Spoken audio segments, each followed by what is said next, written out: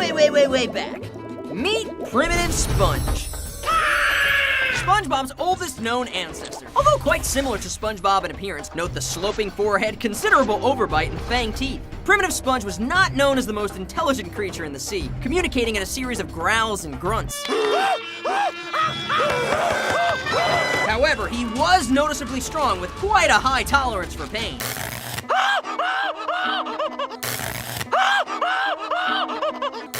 Okay, please stop doing that. It's clearly very painful.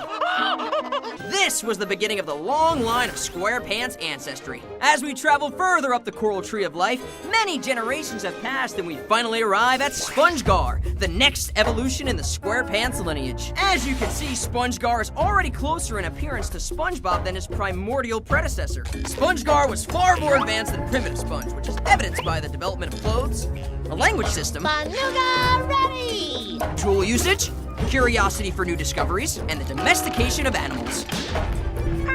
It's interesting how much bigger prehistoric Gary was compared to modern-day Gary, but that's for another episode. It's also important to note that Spongegar, along with his oddly familiar friends Patar and Squog, had a monumental impact on global history and discovered fire. Now we travel even further up the tree, many generations later. Much later. You get the point. Anyways, we finally get to SpongeBob SquarePants. Howdy do, y'all! Very similar to SpongeBob in appearance, apart from the red bow tie, striped shirt, this little chain thingy, and black bowler hat. Now, SpongeBob was something of a Western hero in his time, saving the town of Deadeye Gulch from Deadeye Plankton years and years ago. Ow! Huh? I hate all of you. In fact, he's the only known SquarePants descendant to live outside of Bikini Bottom, meaning somewhere between Spongegar and SpongeBuck, the SquarePants clan migrated elsewhere. Now fast forward some time and we will reach the patriarch of the modern SquarePants family, Grandpa SquarePants. Aside from his wise sayings such as, "If we were meant to fly, we'd have propellers on our heads or jet engines on our backs." not much is known about Grandpa SquarePants, and he has not been seen for some time. We do know that he married a sponge now known as Grandma SquarePants. SpongeBob! Hi, Grandma! A loving motherly figure of Bikini Bottom, known for her kisses, her cookies, Yeah. and her sweaters, which are made with love in each stitch.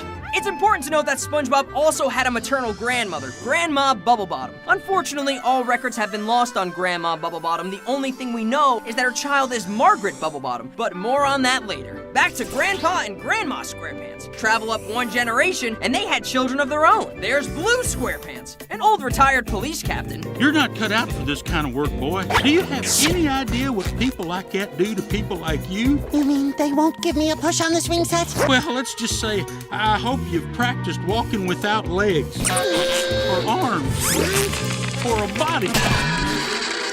Sherm SquarePants, whose claim to fame is shoving watermelons up his nose. And SpongeBob's father, Harold SquarePants, a simple man who likes to take care of his son.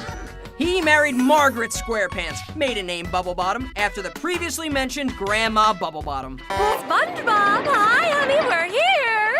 Come on, SpongeBob. Hurry, son. Your mother has dinner waiting.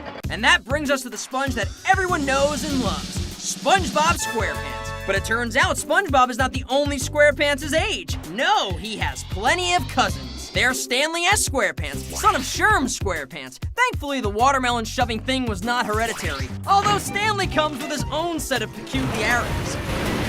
One being that he destroys almost everything he touches. Glad to meet you, partner. Nice to meet you.